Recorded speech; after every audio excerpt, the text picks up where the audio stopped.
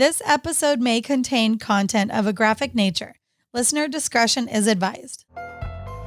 Thanks for joining us today on another episode of Body to Burial. I'm Mariah. And I'm Nikki. We're just two regular true crime junkies who decided it was time to see crime from a new perspective. This is Body to Burial. All right. We're going to be talking to, ready for it? I'm ready. I'm ready for today.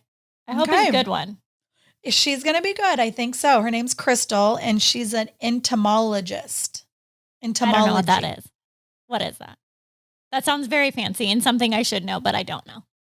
It's like bugs. Forensic. Let me get this straight. Okay. It's like forensic bug, things that have to do with bugs and decomposition. I'm thinking. This is what I'm thinking. I don't know. And she'll have to clarify for us. So simple version is she knows bugs.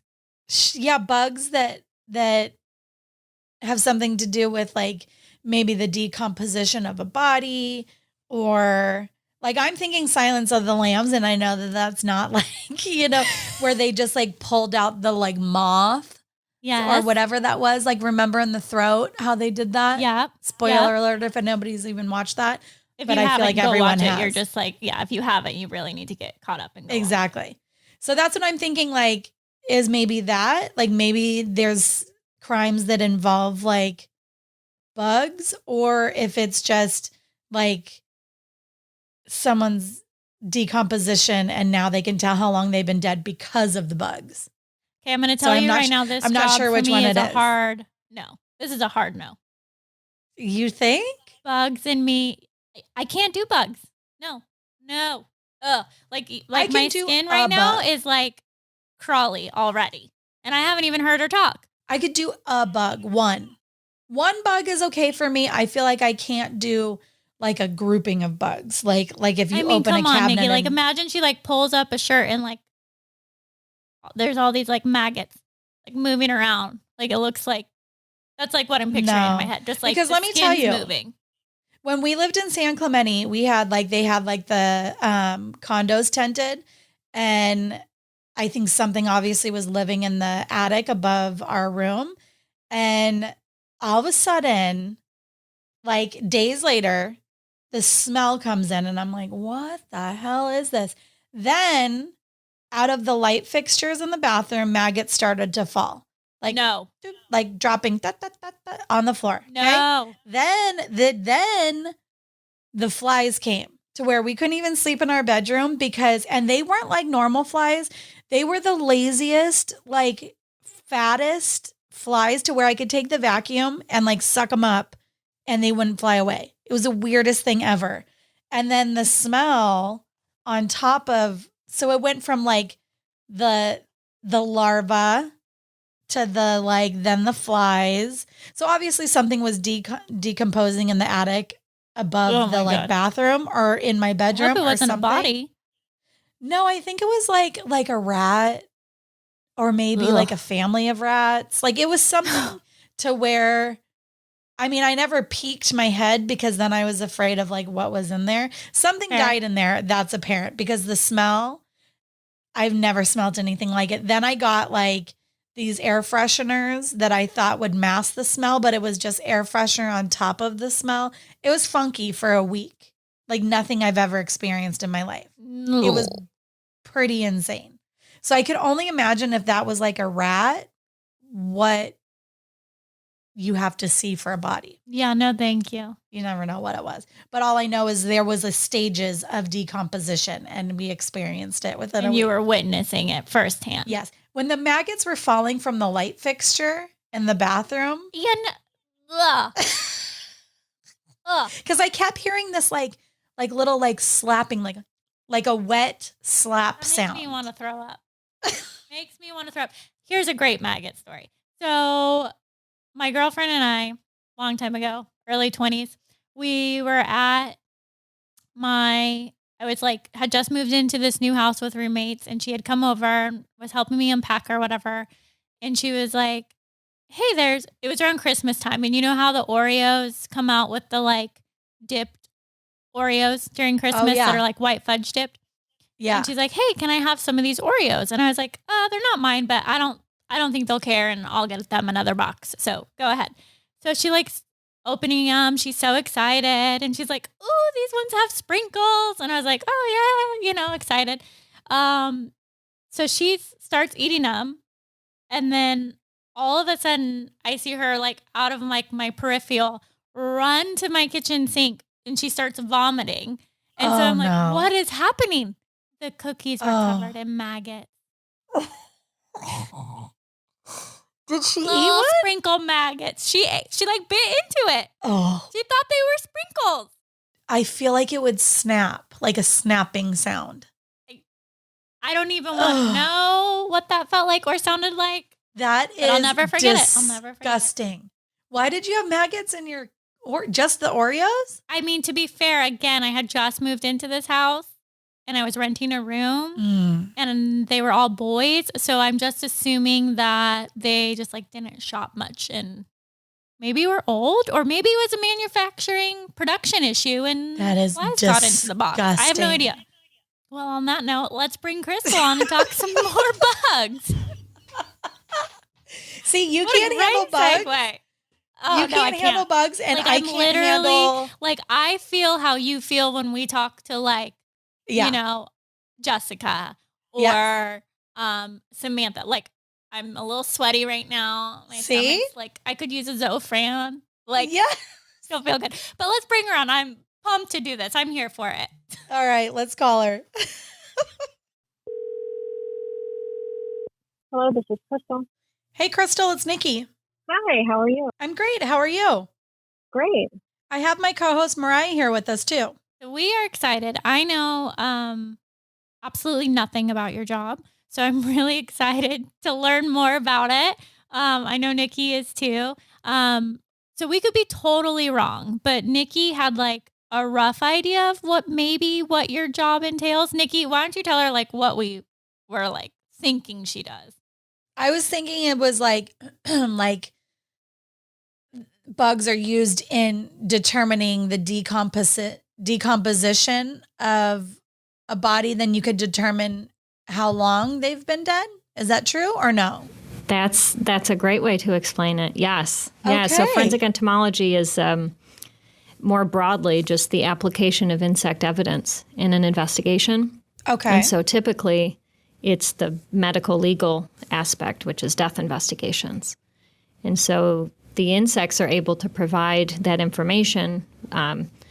There's a few different terms that we can use, but I usually use the term time of colonization.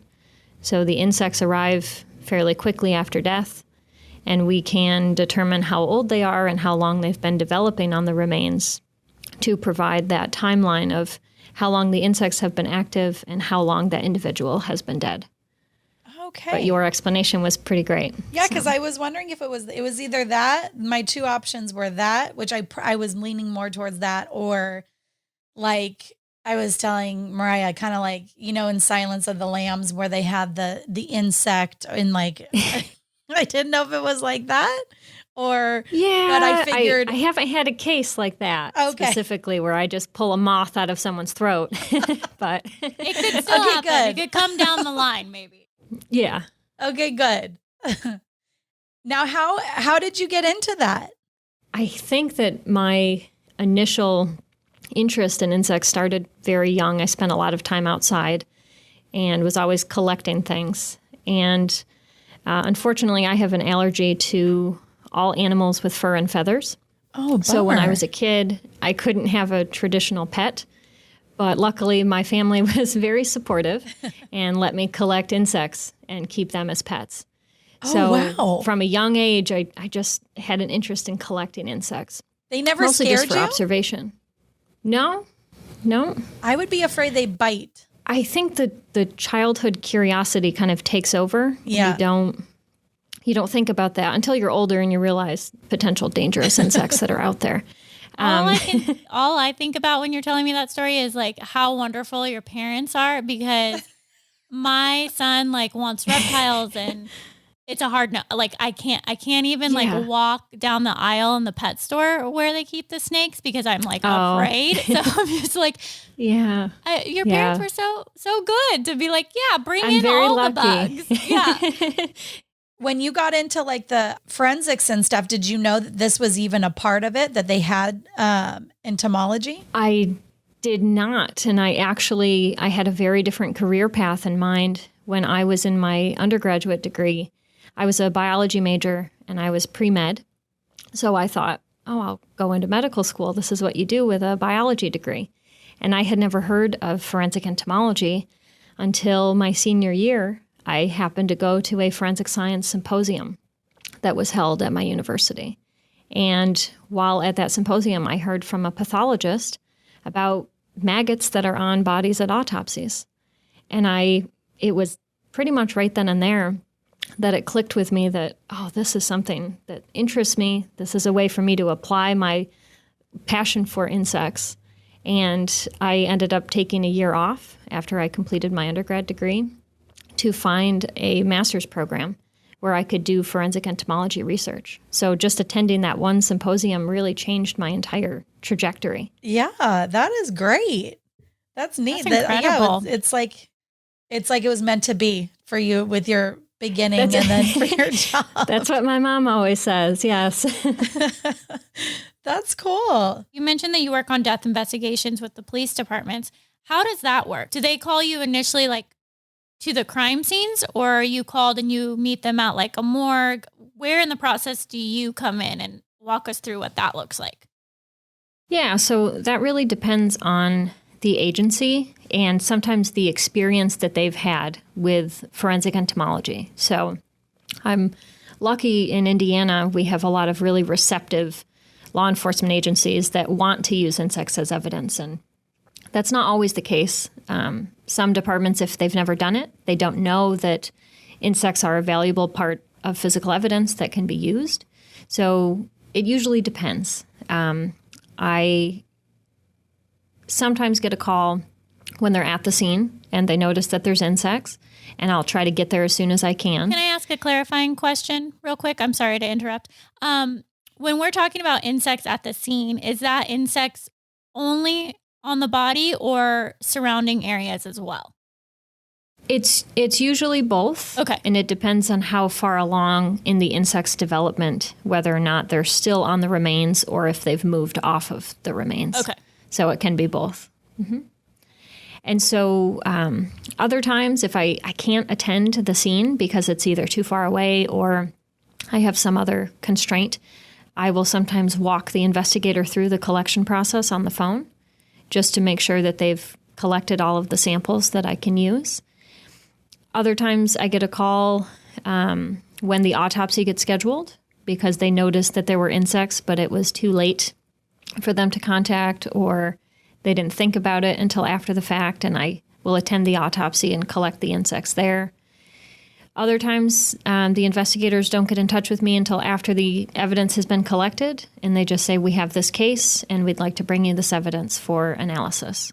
So I can get contacted at various different times throughout the investigation. I was telling Mariah that we had, it sounds kind of like this, we had the house tented, we lived in San Clemente and they had the condo tented, and I think something obviously was in the attic when it got tented and it died. And I was telling Mariah that above the like light fixtures in the bathroom, maggots started coming down, like coming out of the light fixture. And then like a couple days later, then these flies came, and it was, so when you're talking about that, it reminds me of then, like where obviously something was in the stages of decomposition and. Yes.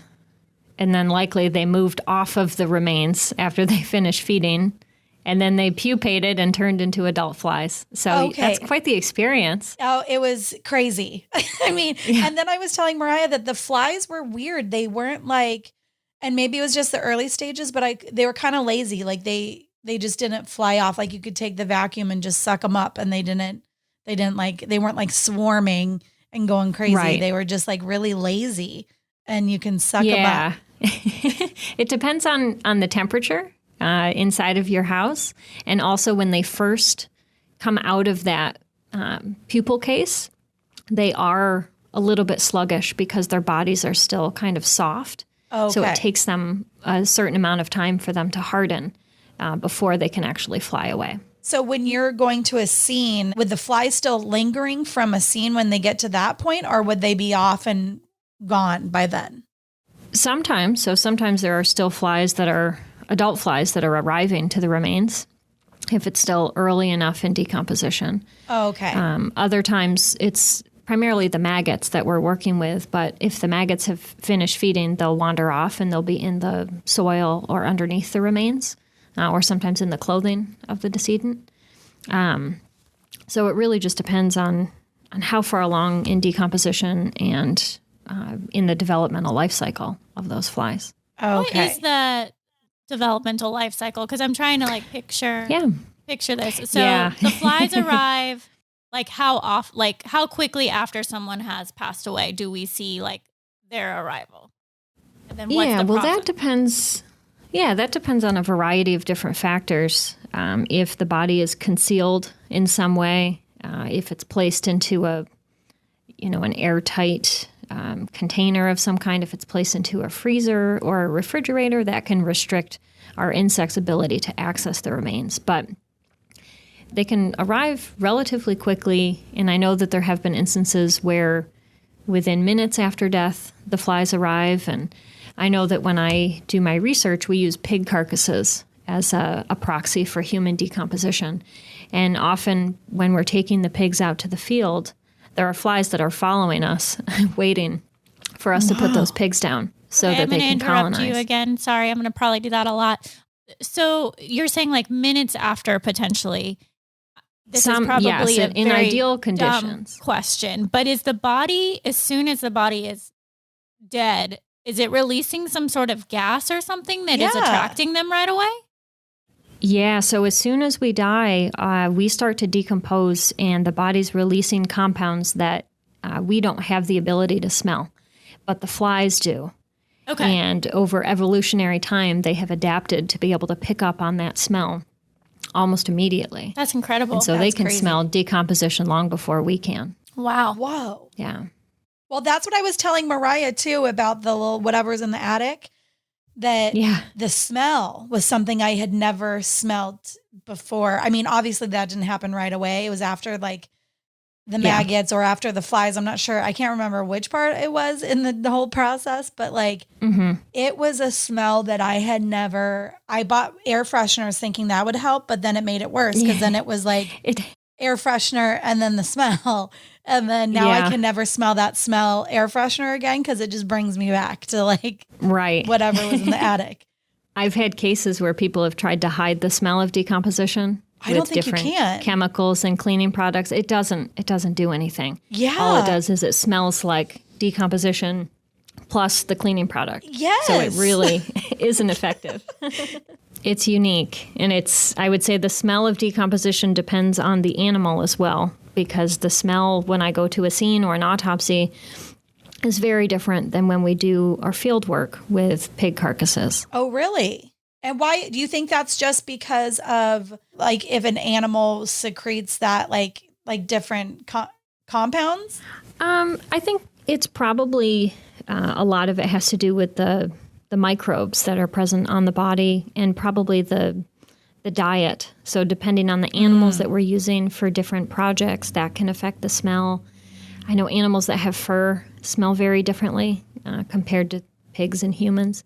So I think it's probably a variety of different reasons for the smell. I mean, there's still those similar compounds that get released, but I think the overall profile that you smell is different depending on the animal. Wow. So you were saying the flies sometimes follow you guys out to the field with the pigs.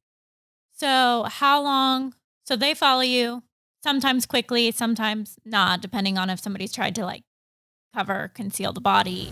Right. And then once they get access to the body, they're laying eggs immediately? Yeah. And again, that depends on usually the environment. So some of the flies show up to the remains to use it as a food source. So they're drinking blood or decomposition fluid. And the females that are ready to lay their eggs, they show up. Okay, I'm sorry. I have another question. I'm so sorry, Krystal. I'm like an annoying toddler. You're like a fly. I know. Gosh, she's going to start like swatting me away. When you say that they're like drinking the blood and the decomp fluids, I'm trying to picture this in my head as you're telling me this stuff. So are they like crawling into the body through like the nasal cavities and stuff? Or is it they're just sitting on top of the skin and absorbing it through there? Yeah, so it depends on where the fluid is located, but they do go into those natural openings. Okay. And actually, the natural openings of the face are typically one of the first places that the flies will deposit their eggs, because it's a protective area for those eggs, which are fragile and prone to desiccation. So the flies put their eggs in the nostrils, the mouth, the ears, the eyes, as a way to protect those eggs and ensure that they'll be able to survive and hatch. So when you get called to the scene, the bodies are covered in maggots, and you said sometimes beetles. Was that right? Yes. Okay. Yep, beetles also arrive. And so what tests are you performing, and what can we learn from those tests? Yeah, so when I show up, I am looking to collect samples of insects that are present on the remains. And I collect from different areas, different sites on the remains to make sure that I'm not overlooking any particular species. So typically I'll collect samples of adult flies that happen to be there, any adult beetles that I can collect, and then I'll start to collect some of the beetle larvae or the fly larvae. And after I've collected those, then I move on to more stationary insects, like if there's egg masses or if there were pupae that had already formed. And so when I'm collecting, and that's primarily what I'm doing at the scene, is I'm observing, I'm documenting all of the different areas that have insect activity, and I'm collecting those samples. And the samples that I collect, I keep some of them alive, and I will raise those maggots into adult flies because it's far easier to identify the species when we look at the adult flies compared to the maggots. But I also preserve the maggots at the scene as well to stop their development so that when I get back to the lab, I can identify and determine how old those maggots are or how old they had been when I collected them. So I think the information that we're able to provide is once we know the species that has colonized the remains, and we have a lot of data about the development of different forensic species in different areas of the country. We can use all of that information along with the weather data. So what were the temperatures and what was the weather like while the flies were developing on those remains? And we can bring all of this into calculations to provide that estimate of how long the insects have been active on the body and when was that initial time of colonization. When did the flies first get deposited as eggs on those remains? And sometimes that information is really helpful for investigative timelines for a minimum amount of time that someone has been dead. Have you been able to pinpoint exactly, like with cases that you've worked on? Do you just have a general idea, like from the flies and the larvae and the beetles, it's 3 days? Or yeah, we typically give a range. I have to say, in some of the crime dramas that I've watched, they give a very, very specific timestamp. Yeah. I don't know anybody personally that would feel comfortable giving a timeline down to the minute like that. Okay. We typically give a range because our calculations, we have to consider that there could be some error. So we want to make sure that we're incorporating that in our estimates. And you don't want to overestimate. That's, I think, the worst thing that you can do is say this person's been dead since this time. And then the investigator comes back and said, well, actually, we have witnesses that saw them alive at that time period. Yeah. So we typically give a range, and I make it very clear in my reports, this is the minimum amount of time that the insects have been active. I can't speak to what happened to the remains before this because, as I mentioned, factors like concealing the remains or freezing them or having them in a place where insects can't access, that can obviously affect that timeline. So I'm able to provide that minimum amount of time that the insects have been active on the remains. But it's always within a range. It's never a to the minute or to the hour. So, what do you think is one of the things that is like the biggest misconception of your job? Maybe even with working with the police department, is there some sort of information that they expect that you can just easily figure out, and that's just not how your field works? Yeah, I mean, I think the biggest misconception that I see both in law enforcement and on TV is the time frame. They expect you collect your evidence and you analyze it sometimes within a couple of days and provide a report. And with live evidence like our insects, there is a delay because we have to wait for them to continue their development if we're going to raise them from eggs or maggots up into adult flies.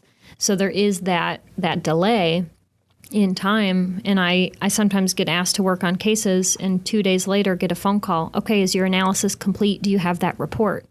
And I have to explain that no, unlike what they show on TV where you have all of the answers and everything's resolved within an hour, it takes a certain amount of time for these flies to develop. It takes time to get them under the microscope and identify, get all of the weather data that I need to be able to provide that timeline and finalize that report.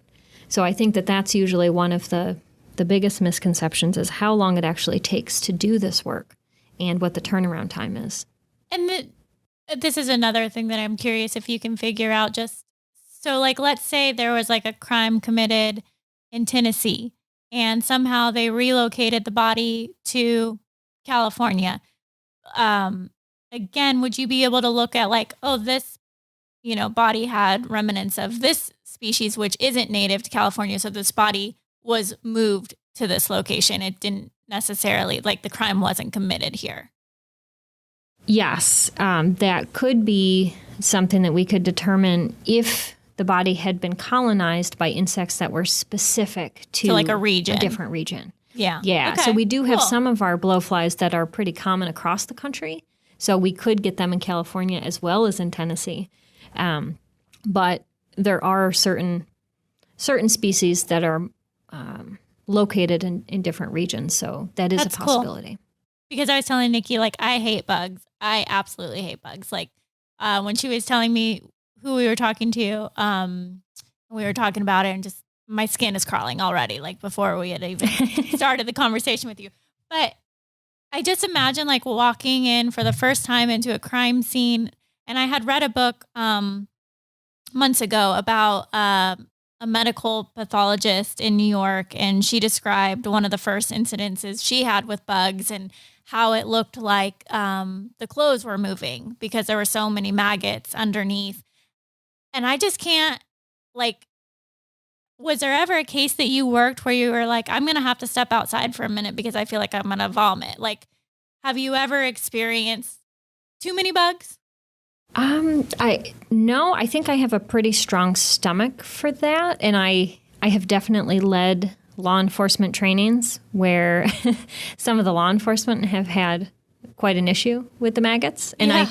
I find that when I give lectures, people are okay if you're talking about death and you're talking about decomposition, but as soon as you put a picture up that has maggots, Yeah, the visual. that's the line where people are like, oh, no, not okay with the maggot part.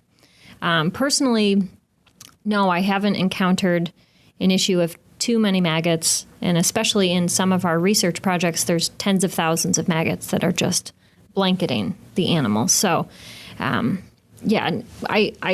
don't have that issue, but for me, I think some of the obstacles are the emotional aspect, which is something that when I work a case, the only way that I can get through it is to compartmentalize and to not think about the person as a person. I have to treat it as this is a job. This is just like a research project. I have to collect these insects as soon as I start to think about their loved ones or their family members or the life that they had, that just takes me into a completely different headspace.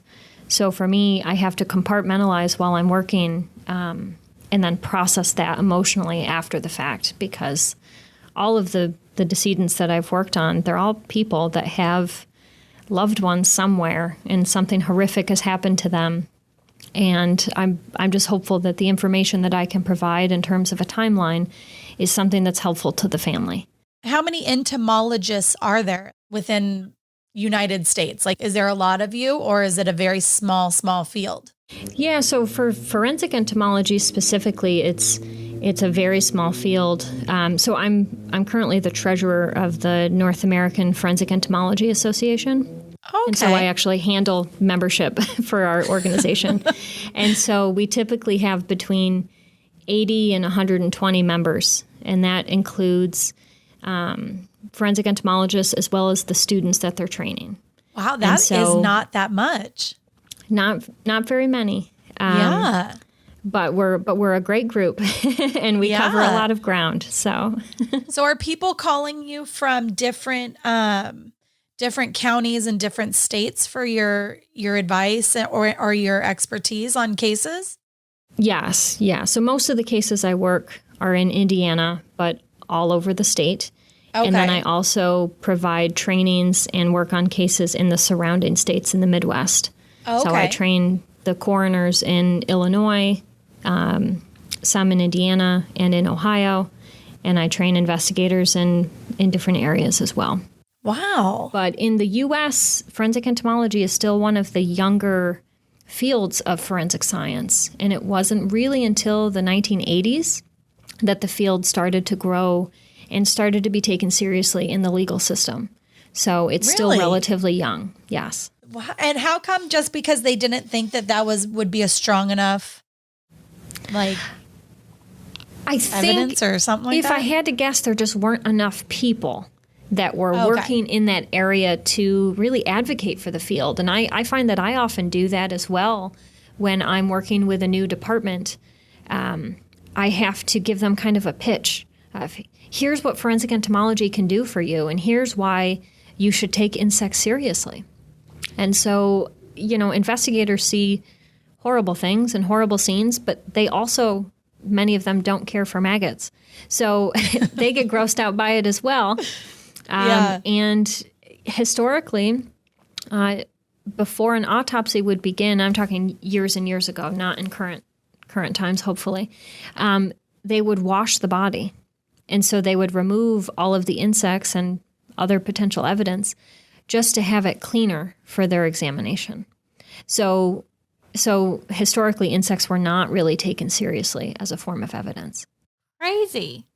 Yeah.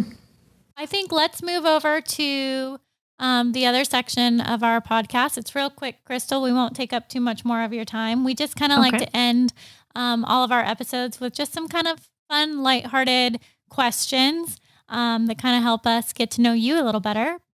What is something that you hoard? Other than insects, you mean?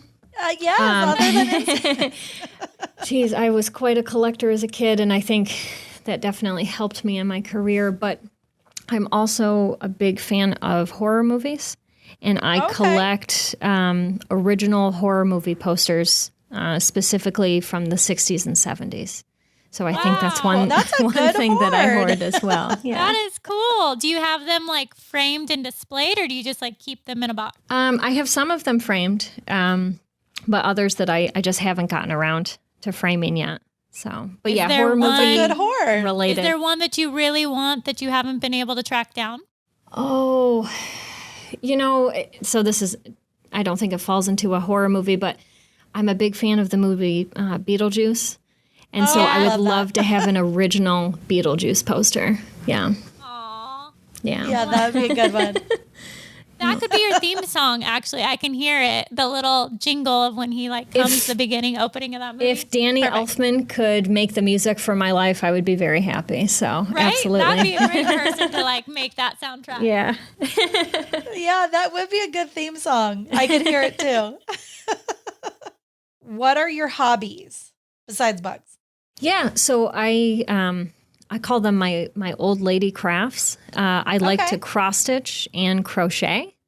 Okay. Yep, and so I have cross stitch. I'm in my office right now, and I've cross stitched quite a few insect related pieces.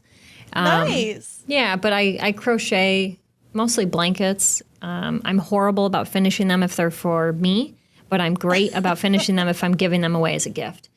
Okay, there you go. Yeah, and I love to cook and bake, and I get that from my mother for sure. So Nice. yeah, Those are good hobbies. yeah. I just started making those chunky blankets, like where you, nice. and I mean, there's no tools to it. You just use your fingers and your hands. Yep. Mm-hmm. But I love it. It's so fun. I really like it. I find That's it relaxing. Yep. Yes. Exactly. What is your favorite snack? I'm typically a sweets person. So anything chocolate related, milk chocolate related. But if I'm trying to be healthy, I think one of my favorite snacks are dates, dried dates. Okay. Mm-hmm. Yeah, those are great. I've never had a date, to be honest. You've never Oh, had they're a delicious. date? They're oh delicious. my God, Nikki, they're so good. I feel like colors and shapes and textures really scare me off on a lot of things. Like I just started eating avocado not too long ago. Nikki is like the world's pickiest eater. She eats like, Horrible. yeah, she's the worst. But you need to have a date. It's a good substitute in a lot of recipes for like chocolates and stuff. So like you can make like brownies out of dates. It's really They're good. very sweet. Yes, Mm-hmm. they're good. Yep. I felt like they were more like, I always assumed a date was a prune. No, they're completely different. Yep. Okay, Different fruits. then maybe I'll try it. I'll make you some brownies. They're really good. Okay, I always thought it was a prune though. No, completely different. If you were to star in a crime show about your job, who would you want to play you? Oh, you have all the good questions. I'm trying to think. A lot of the movies I watch are so old that these people wouldn't even be around anymore. One of my favorite actors was Vincent Price, who did a lot of horror movies in the 60s through the 80s. Yeah. I think he has a great voice. I would love, if he was still around, I would have to pick Vincent Price because I think he would be a great job at representing that line between, people usually think that we're creepy, I think, in forensic entomology, but he straddles that line between creepy and cool. So Yeah. I could see that. Well, I was going to ask you what your favorite TV show is, but I feel like I kind of know what you like now a little bit. Yeah. I don't have a whole lot of time for TV. I listen to a lot of podcasts, especially when I'm driving. What's your favorite podcast? What's your like number one go-to? Lately, I've been listening to one that's actually based out of Indiana. It's called Crime Junkie. Yeah, And- we love yeah. Crime Junkie. Yeah. So one of them, Ashley Flowers, lives in Indianapolis, and then her co-host Brittany, I think, lives in Muncie. So they're both pretty close. So I started listening to that show a few years ago and slowly getting caught up through the episodes. Awesome. What profession would you tell dinner guests you do if you don't want to spend the night talking about your job? I would just say that I'm a professor. That's probably the easiest way. And I just had this conversation the other day. Somebody said, "Oh, what do you do?" And I was like, "Do you have time?" Because kind of a long explanation. And even if I say forensic entomology, well, what is that? And then you have to explain how insects are useful. So if I didn't want a lot of questions, I would just say I'm a professor. There you go. That's fair. That's an easy one. All right. My last question is, what advice would you give to your 20-year-old self? If she would listen, because we all know. Yeah, that's a different story. 20-year-old me, so I consider myself an organized person and a planner. And I had a very specific plan of what my life was going to be and what it was going to look like. And obviously that plan completely changed just from me attending one forensic science symposium. And so I think my 20-year-old version of me, I would have encouraged her to be more open-minded and not to be afraid to change that plan. Because I thought I had to go through this one track. Well, I'm a pre-med major. I have to go to medical school. That's the only option. And I didn't really consider anything else because I thought, well, that's my plan and I need to stick to that. So I would encourage myself to be more open and let her know that it's okay if your plans change. So that's great advice. That's great advice, because I do think you hit the nail on the head there, that a lot of when you set out, you think that you're supposed to know everything that you're going to do, and that you have a plan, you have to stick to it. And if you said when you were a senior in high school that you're going to be a doctor, then that's just what you have to do. And I think sometimes if you feel pulled to like deviate from that, you might feel like you're failing or making a mistake. But I think exploring is healthy and should be encouraged. It is, especially at that age. Yeah. You don't have to know it all. Not yet. No. Nope. Thank you so very much for taking the time to speak with us. I learned a ton. I loved it. I thought it was fun. Such a great conversation. We really appreciate you and what you do. Well, thank you so much. It's nice that you had questions and that you were interested to learn more about this field. So thank you. Yeah, I really like it. Bugs don't freak me out too much. I only like I can't do groups of bugs, but I can do like one or two. Well, I that's can't do like a swarm. Yeah. And I would never be able to do your job. So you are a hero in my eyes. Well, that's okay. All right. Well, thank you. Thank you. It's still too buggy for me. Is it? It's too buggy. I couldn't. I would walk into a crime scene and vomit 100%. Maybe because I haven't seen like the full amount. Way. I mean, literally like hundreds. I Probably feel like little worms. I feel like eating your flesh. Yeah, that would stress me. I feel like the sound, like I can't. Like the sound would be the noise. like, You know that there's like some micro little noise that your ear is picking up. And then the real question is, does she go home feeling like there's bugs crawling all over her? Because that's the next thing I would be thinking. It's like when you bump into someone and you're like, they like say they have lice. So then instantly your head starts to feel itchy. Oh, you so just said it like and I'm scratching, literally. I'm not kidding. So I feel like I would be in this room and then I'd be like driving, be like, like, you know. Like a flea. Brushing them off. Like a flea. Yes. Like I flip when I see like our dog. We obviously don't have a dog now, but when we had our dog, he got fleas once from the pet, park or whatever, and killed me. I was a freak about it. I felt like it was in my carpet. I felt like it was everywhere. Ugh. Like I just feel like I would like be driving home and literally be like, I have one on me. I have a client that I was doing her hair and I was brushing it out. I had my assistant wash her. So she shampooed her, then brings her to my station and like sets her up.